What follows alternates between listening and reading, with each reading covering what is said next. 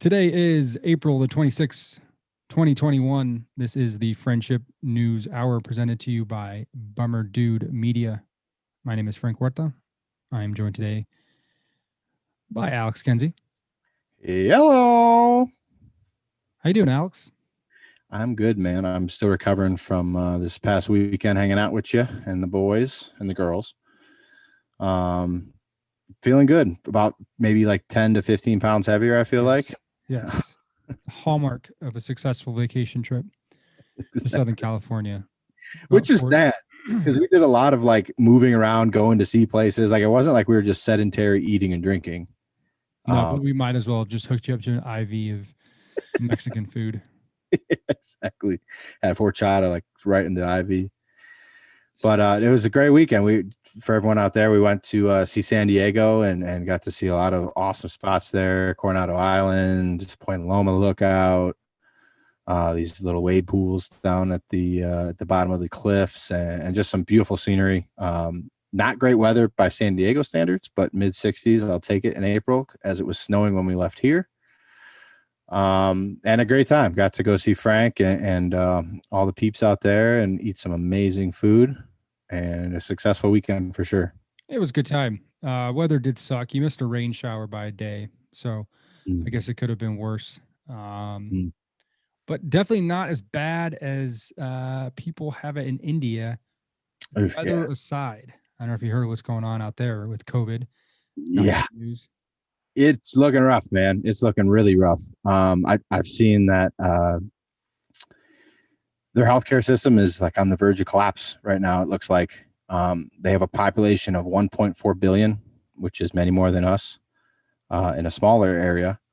And only 10% of their population has received one dose and only 1% have both. And just to compare that to America, here we have 53% of people have at least one of the doses. So, yeah, for sure, the vaccine aspect of that globally is not good. But with the healthcare system that you have in India, they're India, as big as they are and as much progress as they've made in the world in the past couple of decades or so, they're still an emerging nation. They're by no means developed. Sure. Something like COVID-19, it's really going to put a strain on a country like this. India is so big and has such a large population that, gosh, man, we may not even know half of what's going on out there. Sure. All we know are the people that have been tested and the folks that they can gather at a local hospital. Yeah, but I mean, even in just the last week, they recorded a cumulative 89% increase in COVID deaths compared with just the week before, and a total of 2.2 million new cases in 1 week. That's the highest 7-day increase experienced anywhere in the world. And I think their total confirmed infections have now passed like 17 million people. 50% of all positive COVID cases in the world are coming. That's what it is. Wow, that's insane. I didn't even know that. Yeah, I mean, so half of the world's positive cases right now are coming from India. It's curious that it's just happening now. I don't know. I mean, they're Southern Hemisphere, so they may be a little bit skewed for seasons than we are here in the States. I don't know what season it is there. Yeah. But I can't help but think that the United States caught a giant break with our timing of this vaccine, right? Because it started rolling out right as these new variants started to spreading faster, killing quicker, infecting more people. Sure. And I think the big thing there is they have a big, like they don't have the healthcare system to support it. So even like if it was happening the same here, when they don't have nearly enough oxygen, beds, all these different things to like support all these cases where we do. So like the effect probably isn't as felt here as it would be there. Sure. No, good point. And I know that AstraZeneca just promised, I forget however many. So today we promised 60 million doses of AstraZeneca to them. And that's great. We're a little bit behind Russia and China. But almost justly so in a way, I guess. I mean, this whole thing came from China. If anyone's should be doing something globally to help like fix it, I would hope it would be them. As much as I'd love to bag on China for anything and everything, they are kind of pulling their own with this vaccine deal. You know, they're getting it out to the third world. But you're right, man. I mean, you know, you got to take care of your own first, right? Got to make sure you got to make sure we got it. If we can get it and get it to everybody, then that needs to be priority number one. Mm-hmm. Then we can focus on the world. You know, this is my question: who pays for 60 million doses that go? Like, I'm not mad that we're helping out another country, but like, does that literally come out of our tax dollars as the U.S. is sending it to them? So yeah, that's a good question. I don't know how it's divvied up. But yeah, certainly. I mean, I got to imagine that out of the three or four different $1 trillion plus packages that we passed in the past 12 months between Trump and Biden, you got to imagine that there's money freed up there for these vaccines. I could be speaking out of turn here, but that Operation Warp Speed, I got to imagine, had tax dollars hard at work. Like you said, man, who can be mad at that? You can't be mad at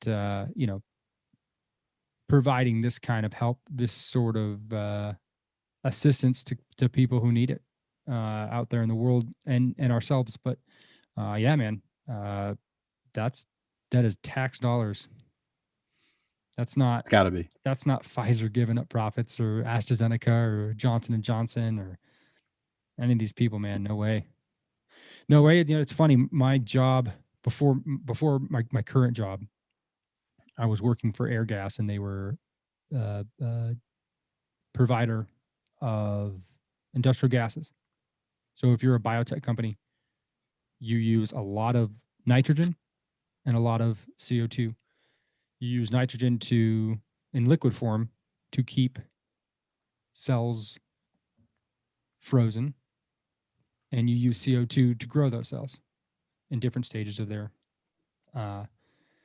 lives. And out here in San Diego in La Jolla, it was a big effort for COVID vaccines, for COVID testing, and things of the like. And so, you know, a lot of these companies saw a giant boom in revenue and profits this past year because they were called upon. I don't see a scenario where these companies can do what they've done without taxpayer assisted funding. The only thing I could think of there was like maybe they're just getting like redonkulous, like they're not paying taxes for the next 10 years or whatever. If they're just getting crazy like tax breaks in order to somewhat subsidize this so that like our taxes don't go up a shit ton. You know, that's the only thing I could think that maybe would happen, like a bailout of sorts. Is that ridiculous? Like you a think? Tax holiday? Yeah, like hey, if you help us help others or whatever, like we will help you in turn. That way it's not being paid for and all our politicians aren't getting destroyed for the millions and billions of dollars that it costs to produce, distribute, transport all this shit everywhere. I don't know. Maybe that's the only thing I could think that would make sense, that it's not just like the buck, you know, starts with us and we pay for everything. Yeah, sure. No, I mean, it's us.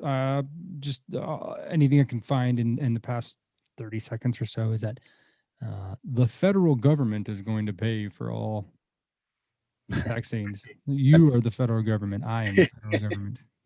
Exactly. So yeah, it's us. It just depends on which. It just depends on how they classify it. You know, if so, real quick economic lesson. There's two ways that our government spends money: mandatory and discretionary spending. There's just only two ways.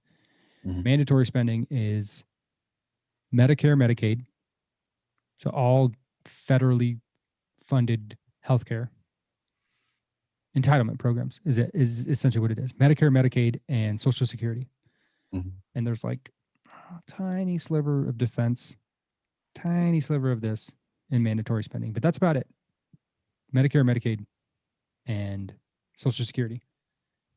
Everything else that the government spends money on, literally everything else, military, parks, Department of the Interior, Department of Education, Department of Housing, Department of Urban Development, Department of State, anything that the federal government spends money on outside of Medicare, Medicaid, and Social Security is called discretionary spending.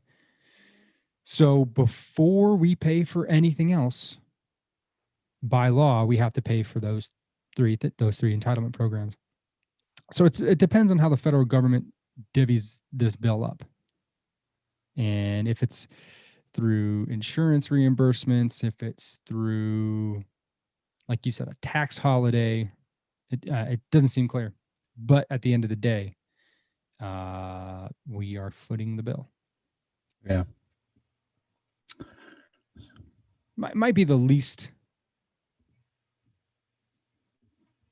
abrasive thing that the federal government could spend money on.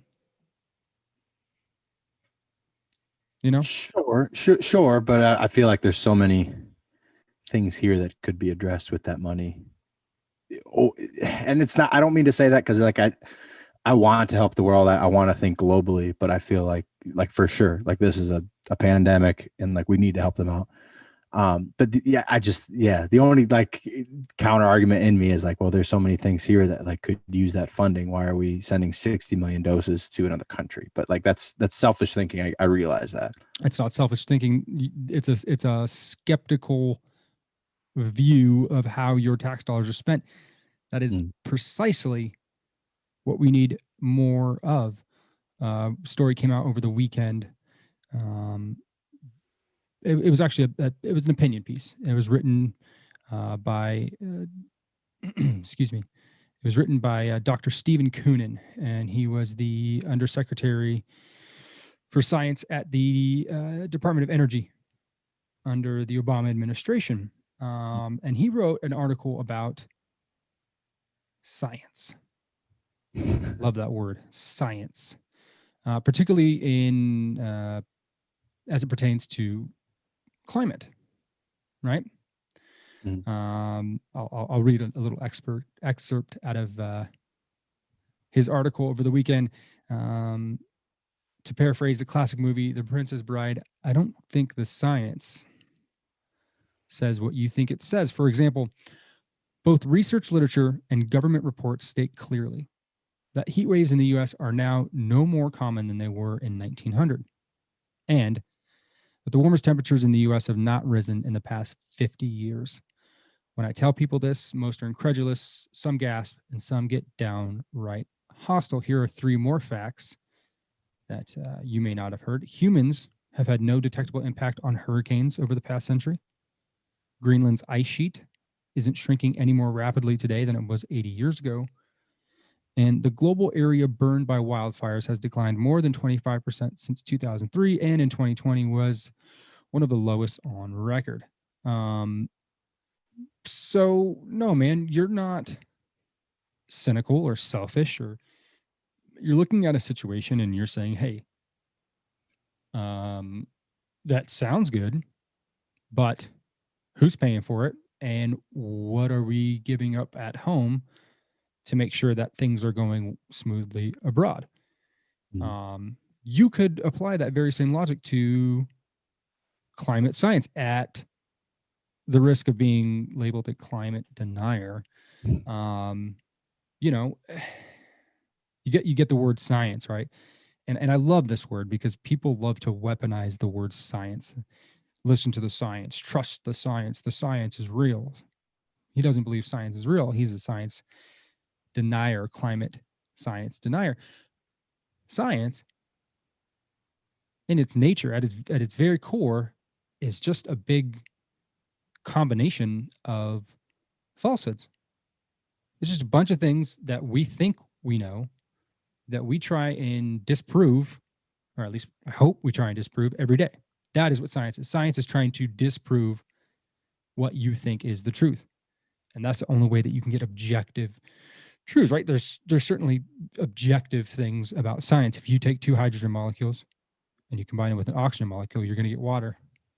And if you take water apart, you're going to find that each molecule of water is two molecules of hydrogen and one molecule of oxygen attached. That's a law of science, right? That cannot be true, or at least to the very best of our knowledge, we have not been able to disprove that. But you take something like climate science and you get facts like the ones you just heard from somebody who used to be high up in the Department of Energy under the Obama administration. And, you can't help wrestle with those facts, right? I mean, what have we said this whole time? You have to be able to hold two truths in your mind at the same time, right? Is there a increase in carbon emissions as we know them over the past however many years we've been recording carbon emissions? And the answer is yes. Is that due to man-made industrialized societies? Maybe, probably, right? But then you take a guy like Bjorn Lomborg. Bjorn Lomborg is a Danish scientist, author, and is the president of a think tank called the Copenhagen Consensus Center, right? And he's been a climate skeptic for many, many years. And his critique of climate science, it goes right alongside your skepticism of where our tax dollars go and why. This guy, based off of the research of all his peers under the overarching umbrella of climate science, his stance is that if you were to take all of our resources and combine those resources and then spend and use those resources towards the goal of reducing the temperature of the planet, so in that in 100 years we are not all consumed by our destruction of carbon emissions, then you would have no measurable, attainable goal of reducing the temperature of the Earth by even 1 degree, plus or minus. There's no control over it. The variables are too high. There's literally nothing that we can do to where we can guarantee. And you said that was how much again? Over what period of time? Over the next 100 years. Jesus. If we took all of our resources and just empty them and said, in 100 years, if there is even a 1% chance that we will not be here because of our pollution of the planet causing events in the world that are not in our control, that will wipe out coastal cities, that will do all these things that we've been warned about. If that's even true 1%, then it should be a noble goal to consolidate resources and attack that one problem. Mm-hmm. What Mr. Lomborg is saying, and other climate skeptics, such as Dr. Stephen Koonin, are saying you cannot predictably change anything that you want to. So even if you're accepting the fact that carbon emissions are causing global warming and that our pollution of the planet has changed it so that in just a few decades, it may be inhabitable. That may be true. Our ability to change that is not within our control.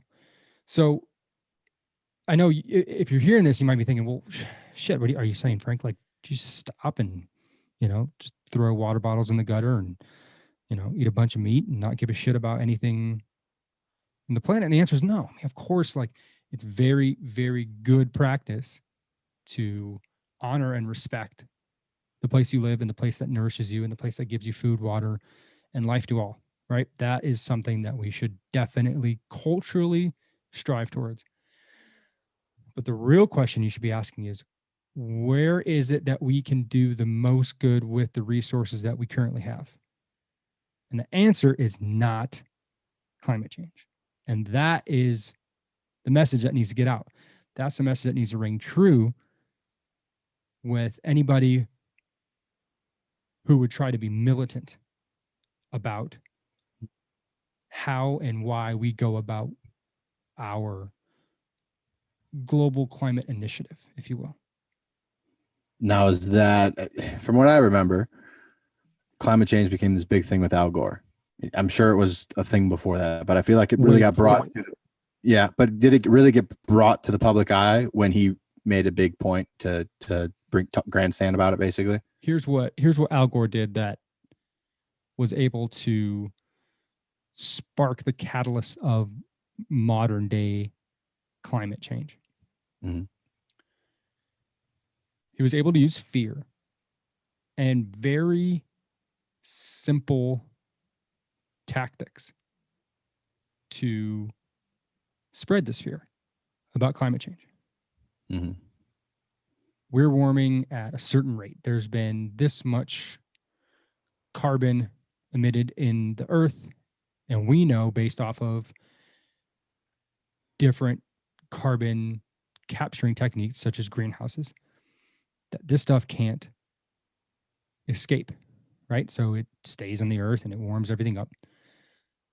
And if you can accept that as a realistic trend upward, then you could safely assume that with the warming of the planet, there will be catastrophic disasters, right? Mm-hmm. And all you got to do is show a couple of cutaways to smokestacks and burning coal and a bunch of oil rigs out on the ocean, and extinct species because of this and this, that, and the other, and just use a lot of information that is good towards your goal. Or sometimes just a death counter on a TV screen. So, perfect, right? Perfect. Something that incites fear in people so much so that they are motivated to action. Right.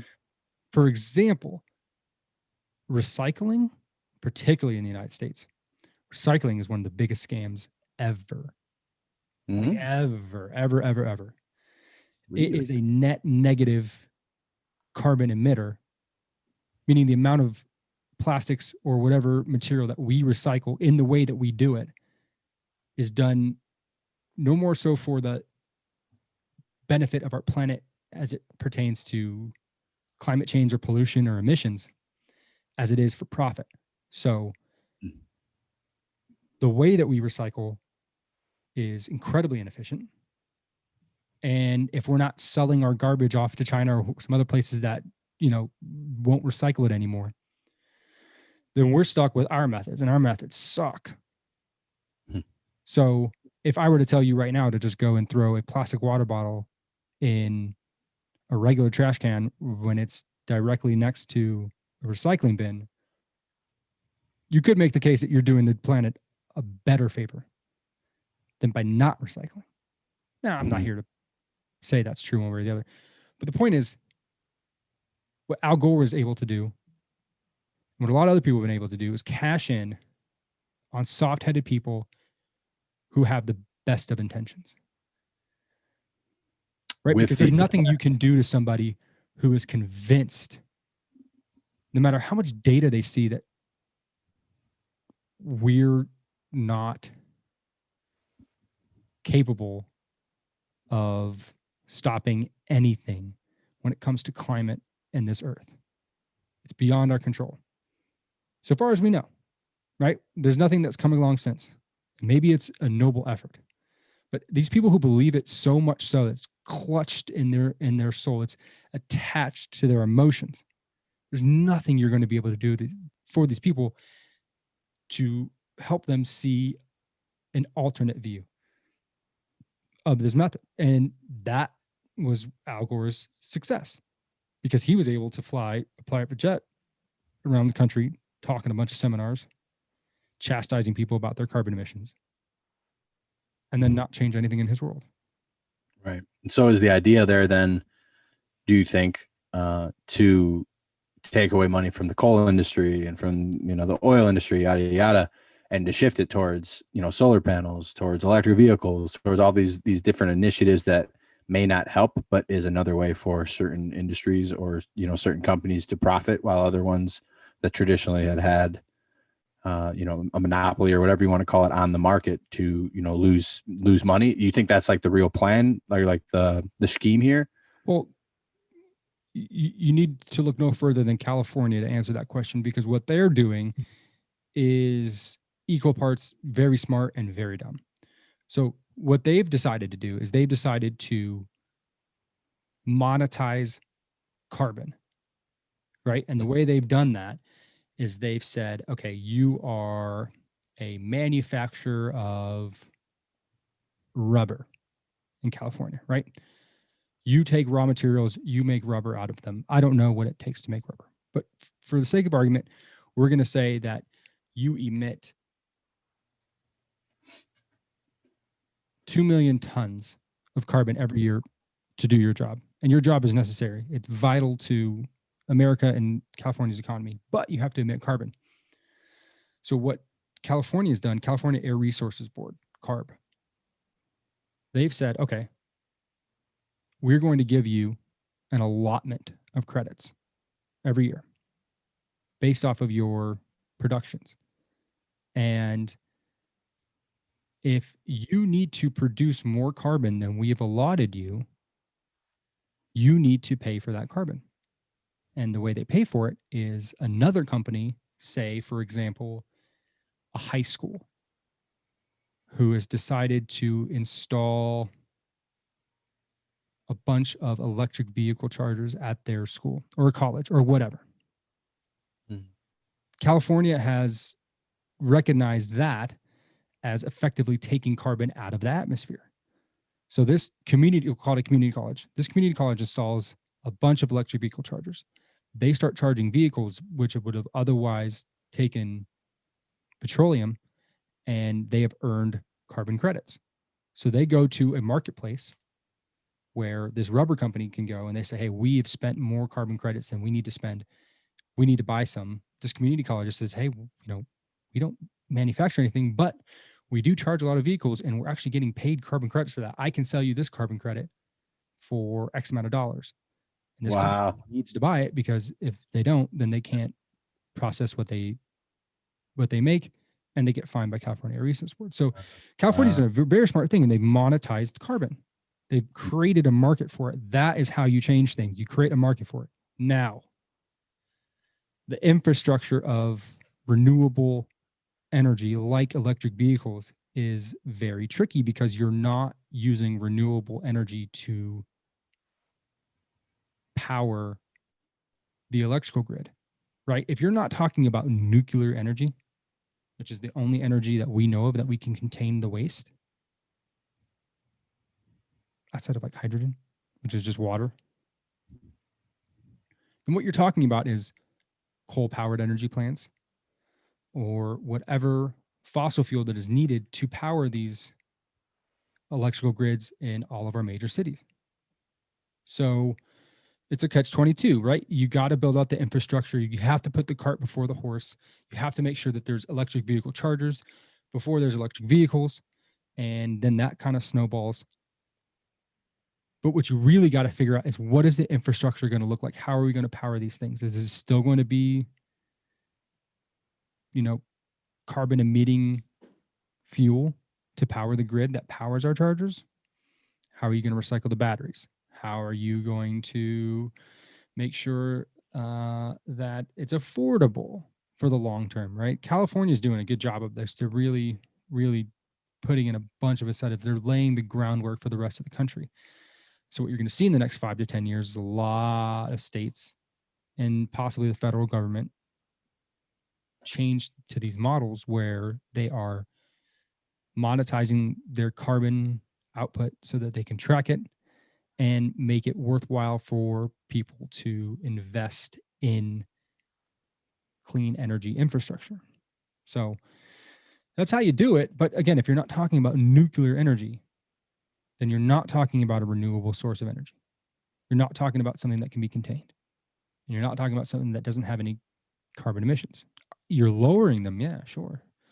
But this all goes back to the main point.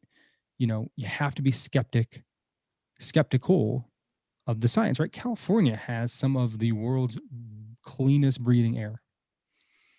Like even in Los Angeles, man, they have done a tremendous job of scrubbing the air of pollutants.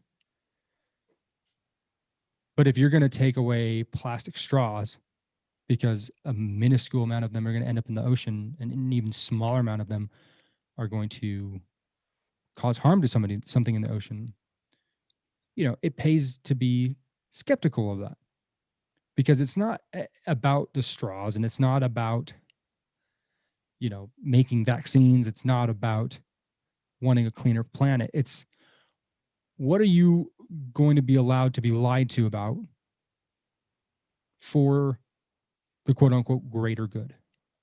Mm-hmm. And I don't even think something as noble as climate change or the betterment of the quality of air in our planet is something that we should be able to accept lies about, because it serves the greater good. So, you want my answer to how you change it? Tell the fucking truth about everything, because then you're going to really know how to get the greatest amount of good done with the amount of resources that we have. So even as good as California is doing with climate, it's still probably too much.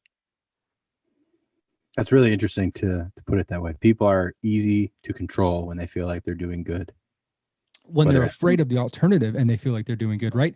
Like what was it that I heard today? That wearing masks is like the left's version of the MAGA hat. Isn't that hilarious, dude? I heard that and I was just like, oh yeah, absolutely. Because number one, they're scared of being a person that, transmits COVID, right? But if you're on a hike outdoors and you're wearing a mask, then you're just trying to prove something. You're just trying to signal that I'm here for the greater good. And like you said, they can be controlled because they want to be the ones doing good.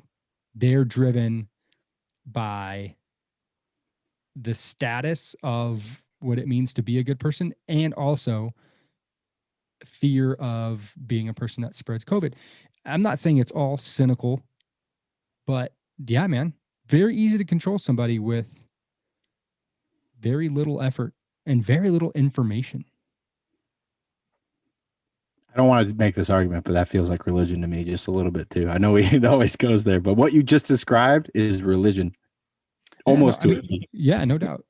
I mean, yeah, for sure. Like it has very obvious parallels to the cultish ways of manipulative institutions. For sure. Absolutely. But I don't want to debate that. I'm sure we'll do it another time anyway. But as you said, I have no doubt. I have no doubt. But politics is a form of religion, certainly, and people follow it that way. Yeah. Have you been paying attention to the shifting of the seats? What's going on post census? I did see that there was a slight shift in representation for California in the South. Yeah. So it seemed, I never really realized this, to be honest with you, but the census is what, every 10 years? Yes. Okay.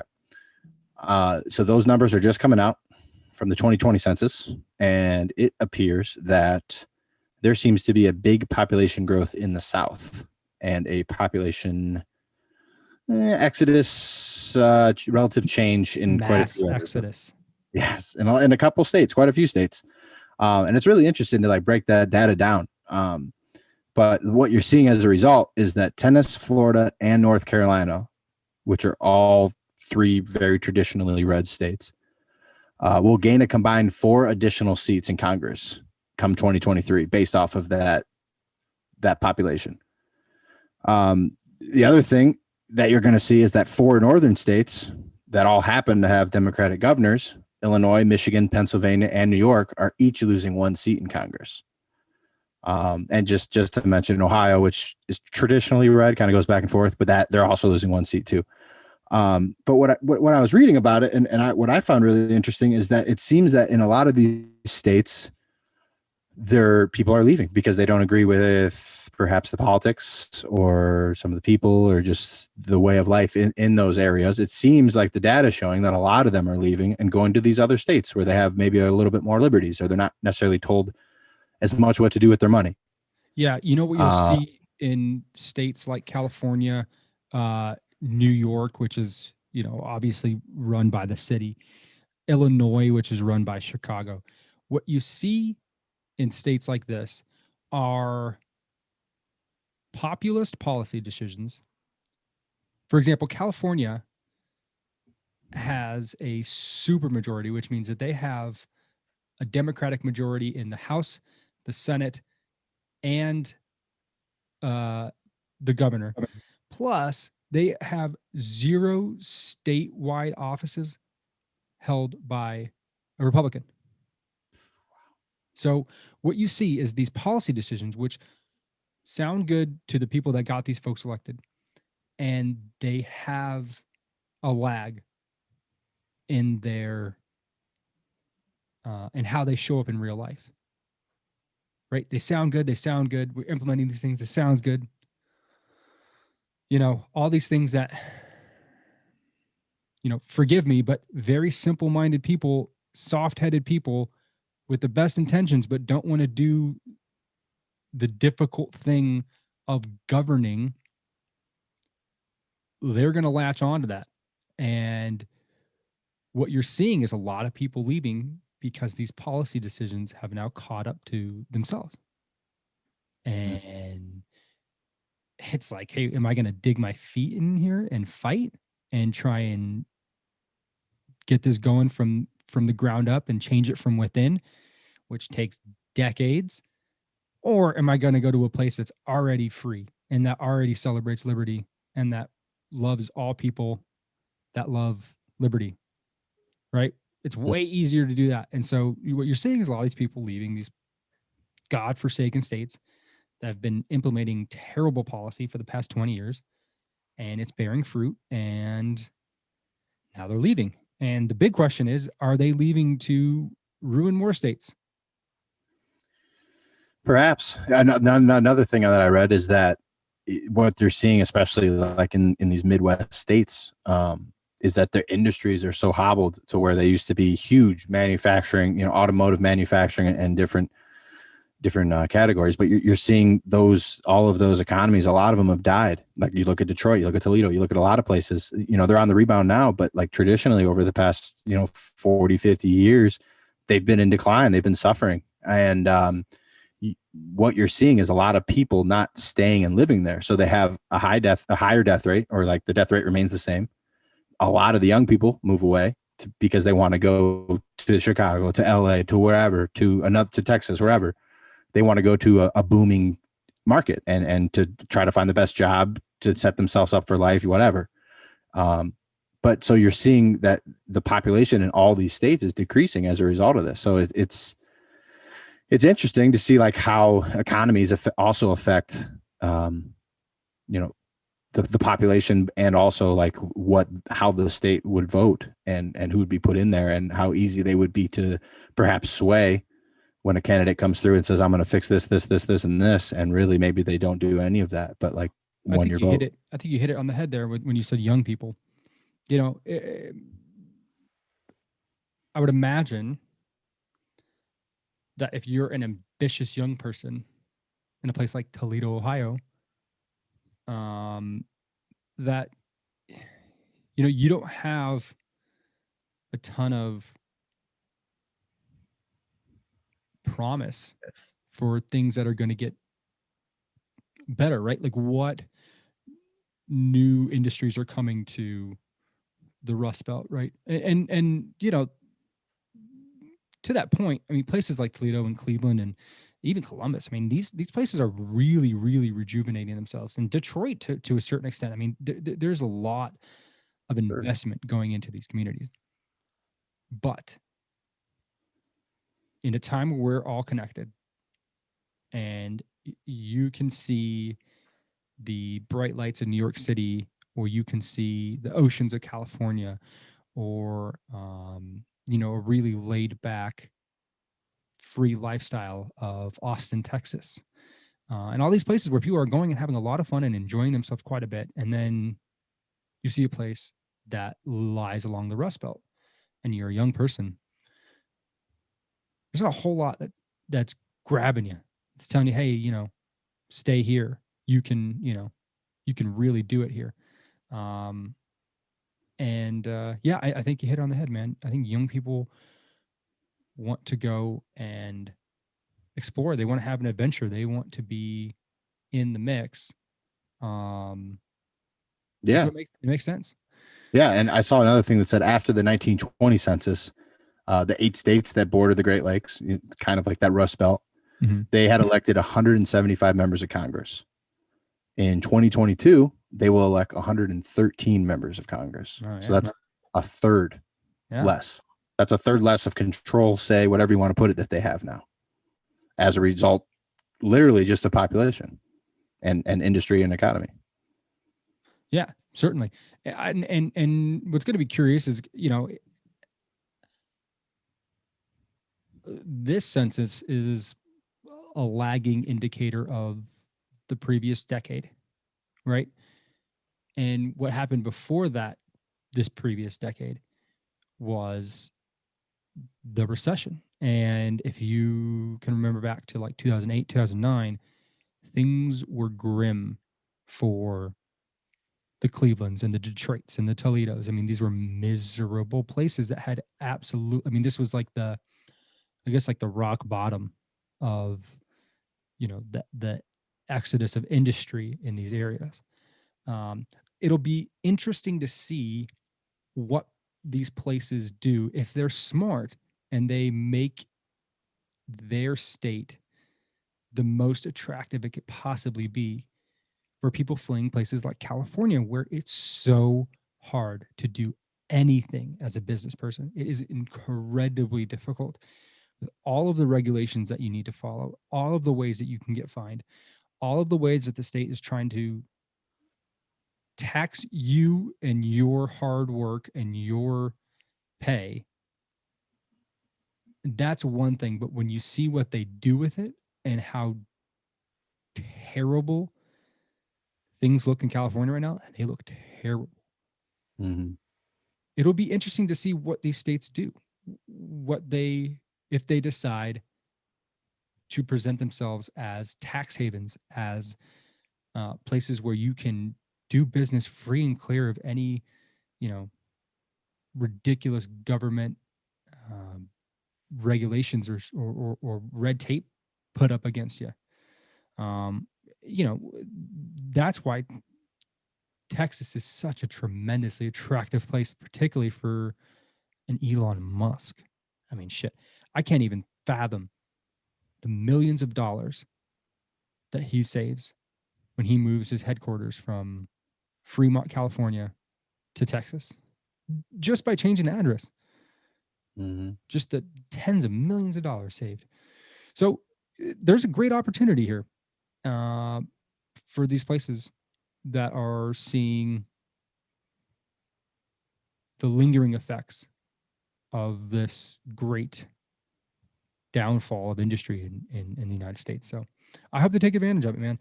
And I hope they don't follow in the footsteps of our fearless leader, Gavin Newsom. What a prick. He's in trouble right now, man. A little bit. He's definitely in trouble. So there's been an initiative going on in California for probably the last 8 months or so to get this guy out of office, recalled. And this all stems from a couple of things. There's one event in particular I'm sure everybody has in their head right now of the day that Gavin Newsom went to the French Laundry and had a dinner, or just earlier that day, there was a press conference held that said that indoor dining could, put your grandma at risk of death. And then he goes to the French Laundry. If you guys don't know what the French Laundry is, might be the most expensive dinner that you could buy in the United States. If not, it's up there. It's a little place in Napa, California, and Gavin Newsom decided to attend a birthday dinner there, and they were like indoors, but not really indoors. And truth of the matter is, nobody gives a shit where Gavin Newsom has dinner, or who he has it with, or whether it's indoors or not, and who's wearing a mask. Nobody cares.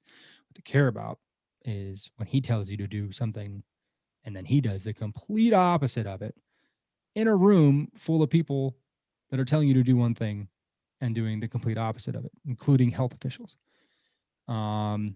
So he's just mismanaged this thing from day one. I mean, can you fault the guy for shutting places down? Probably not. Can you fault him for continuing to shut places down? Probably not. Can you fault him for being a flaming hypocrite? Absolutely. And that is what California has decided to do. They gathered more than 1.6 million signatures that have been verified. And that is plenty to put a recall on the ballot. And it's interesting how a California governor recall ballot goes down. We've seen this most recently in 2003 with the recall of Gray Davis and the election of none other than Arnold Schwarzenegger. Gray Davis was recalled because of some weird electrical grid rolling blackout mess that was actually caused by Enron or their affiliates or something like that. If you ever watch the documentary, The Smartest People in the Room, it'll tell you exactly why Gray Davis got recalled. And it's actually not very fair at all. I feel bad for the guy because it ruined his entire political career. But if Governor Newsom gets recalled, I think it's well-deserved. There's going to be a ballot. There's going to be an election this coming fall. And there's going to be two things on the ballot. One is going to say, should Gavin Newsom, governor of California, be recalled? Yes or no? And then the next question is, if Gavin Newsom, governor of California, is recalled, who should be the governor? And that's where things get very interesting, because in order to put your name on the ballot for governor of California during a recall, I think you only need like 200 signatures and like $2,000 paid to the Board of Elections. And that's it. That's all you need. And you don't need any sort of preset majority. You just need the most amount of votes out of all the people that are going to be on the ballot. In 2003, who were some notable ones? Mary Carey, she ran for governor. Former porn star Mary Carey. Who's the guy that played Willis? He's now deceased. Gary Coleman.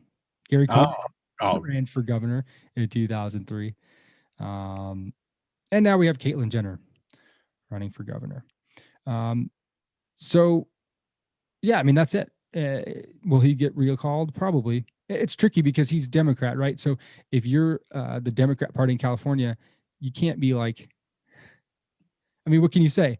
Hey, don't recall Gavin Newsom, but if you do, vote for this guy. You know, like it's almost inevitably going to be a Republican that gets in office, which is huge because there hasn't been a Republican in office in California governor for a very long time. So I think Arnold was the last one, and he didn't do much, man. He was kind of shitty governor. Don't you have to be U.S. born to do that? No. Or is that just president? Just president. Oh, okay. Yeah, just president. So, yeah, man, that's how it's going to go down.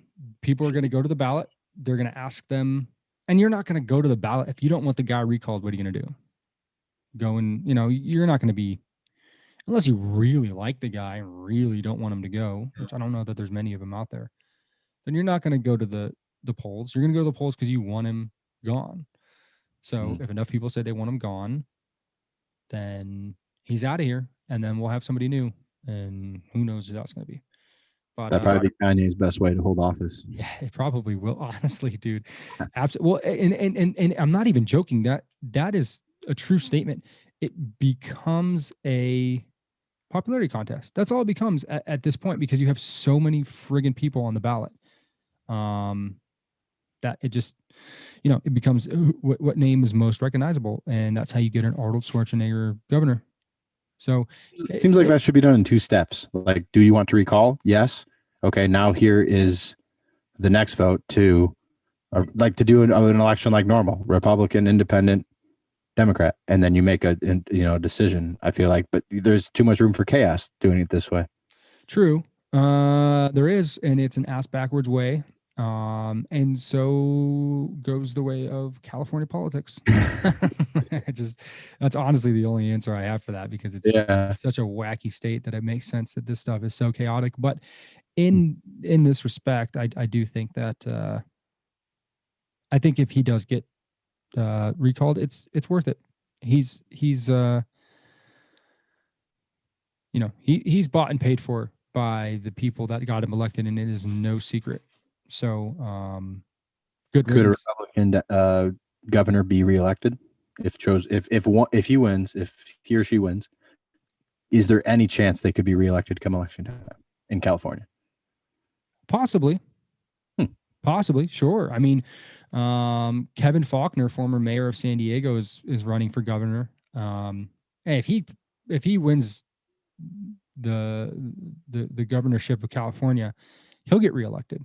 He's a very moderate Republican, very sensible guy, nothing radical by any means. So yeah, I mean, that's a kind of Republican that could get reelected, but you have to get him in there. Yeah.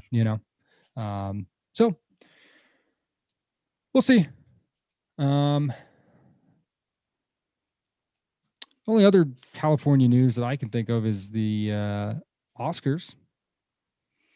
And, did you watch them? No, to be honest with you, I forgot they were on, man. Well, you were not alone. The Oscars saw a 58% drop in viewership this year. Damn, really? 58%.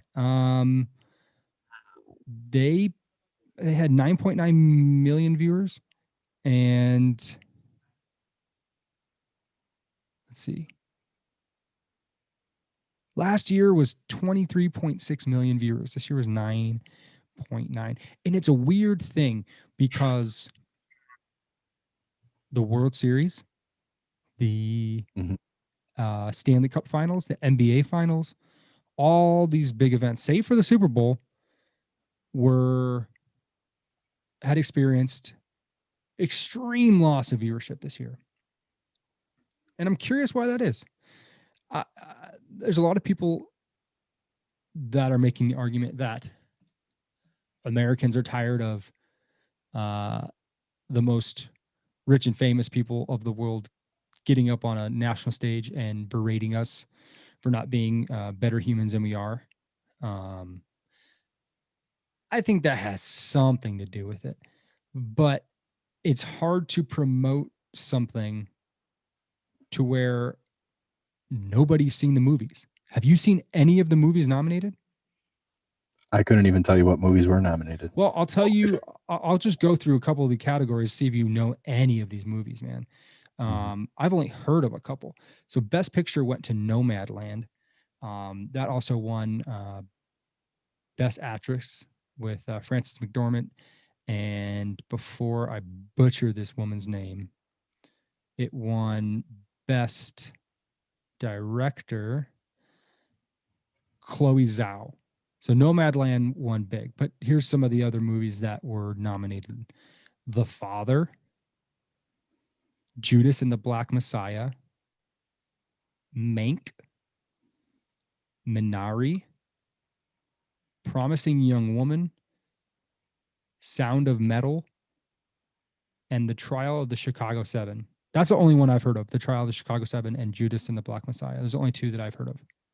I saw Judas and it was excellent. That's what I heard. Very, very, very good movie. I haven't seen any of the other ones, so I can't tell you who should have won. But that is the only one I have seen, and the only other one I had heard of was the Chicago Seven, which I've been meaning to see. Yeah, I heard of that one too. And I heard of Nomadland. I mean, the name sounds familiar-ish, you know. But everything else, nothing. A Sound of Metal. I heard of that too. And I think it's like a metal drummer who's going deaf. How do you pronounce this guy's last name? Daniel Kaluuya? I don't know him. He was in Judas and the Black Messiah. He was in Get Out. He won. Oh yeah. Okay. Oh yeah. Actor in a supporting role. He won for that. I guess Sacha Baron Cohen was nominated for Trial of the Chicago Seven. Actor in supporting role. Okay. Where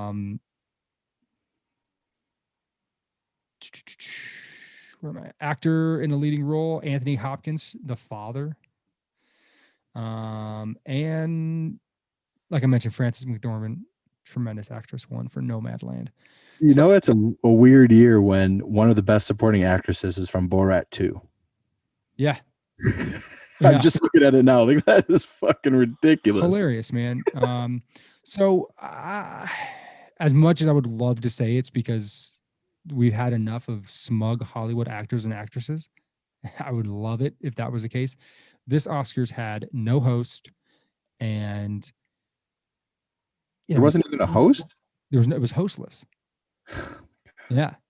And so I don't know. Nobody's watching movies, right? I mean, they tried the streaming deal, and maybe I'm just not tapped into American pop culture like I used to be, but I got to imagine that these ratings, the way they're down like this, has to do with the fact that none of these movies got very many viewers this year, at least. You know, who knows? Maybe in time we'll recognize them for the great cinematic art pieces that they are. But for now, it seems that people just didn't care, like, at all. And I mean, Sunday, April 25th, you had a masterpiece of a baseball game between the Padres and Dodgers.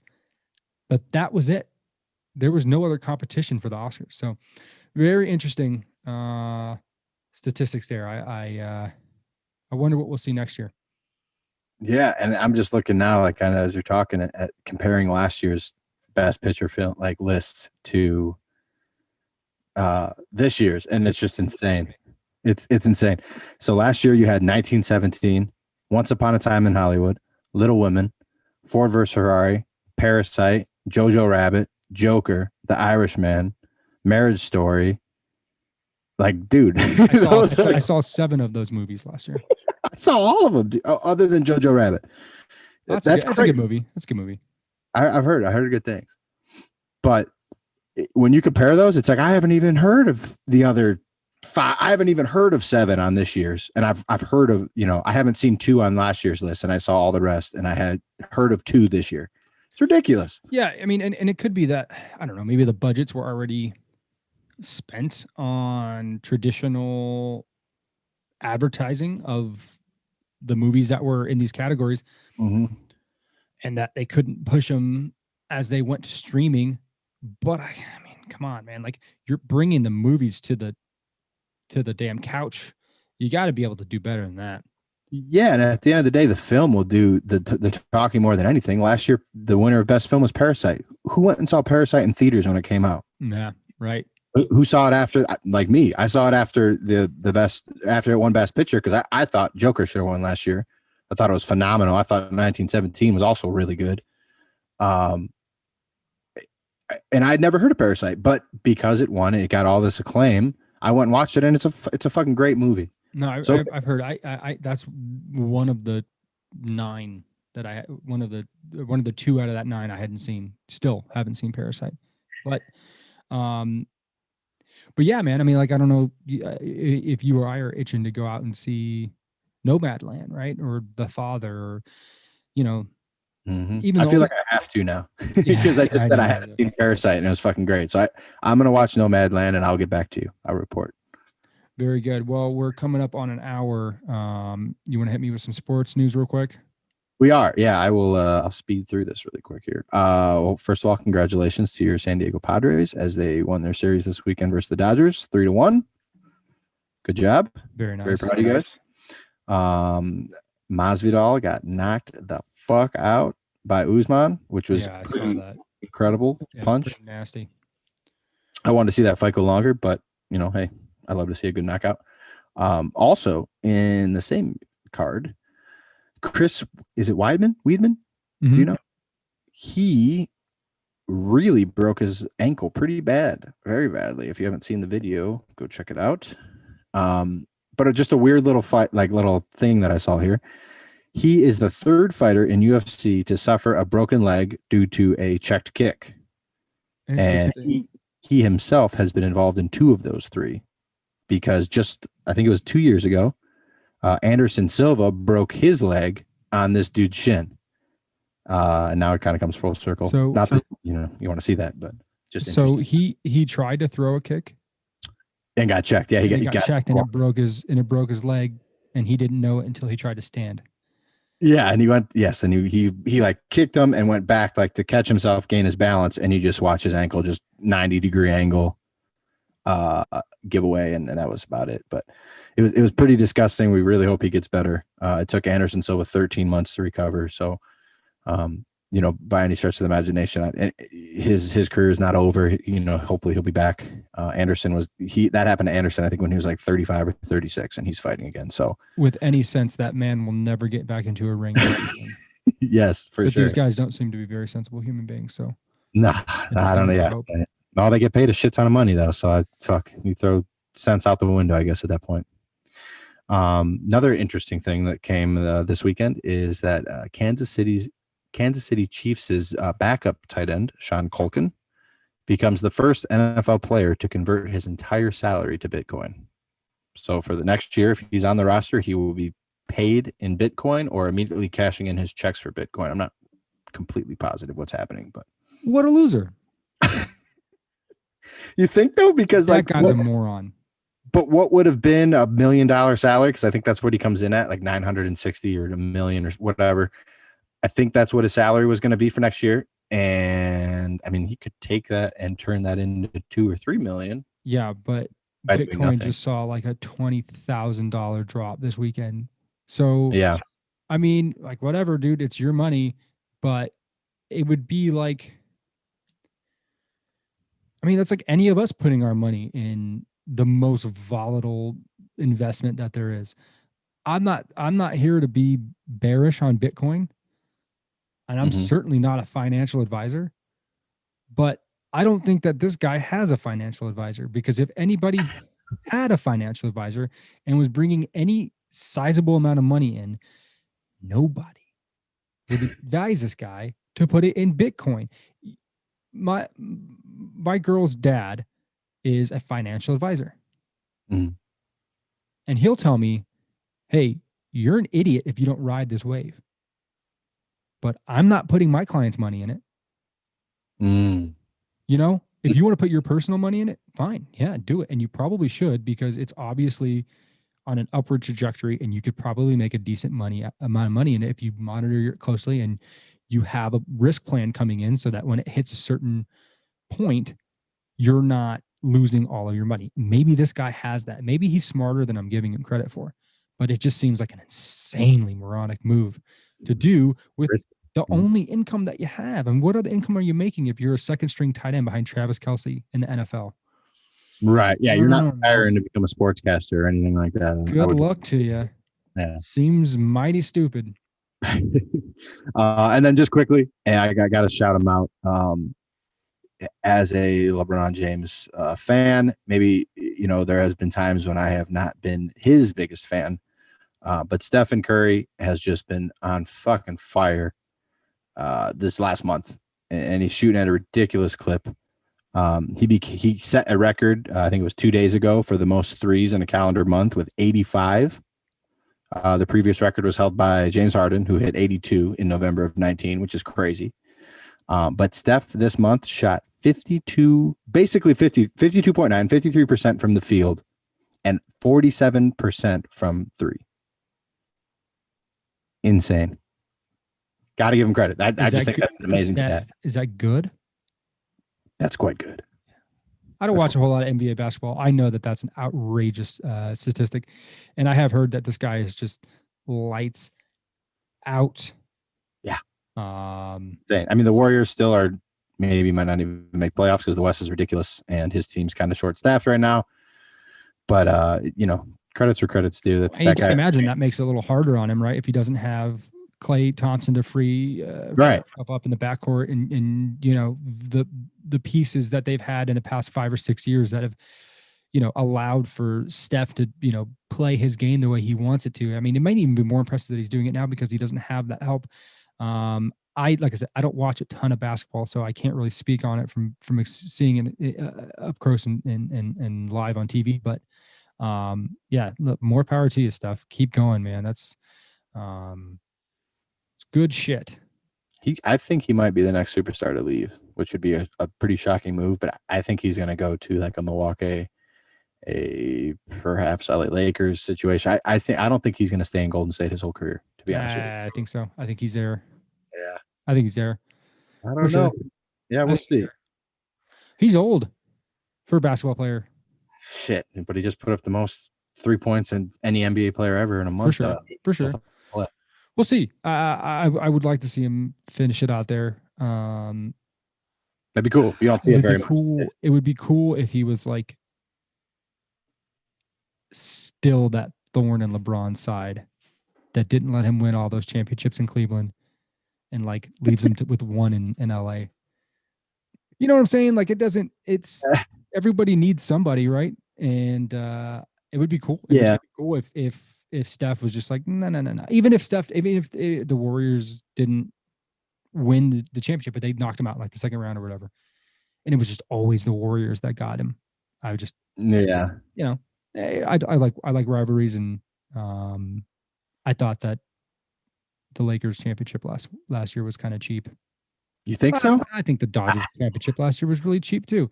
I think there's some bias there, friend. Nah, man, for sure.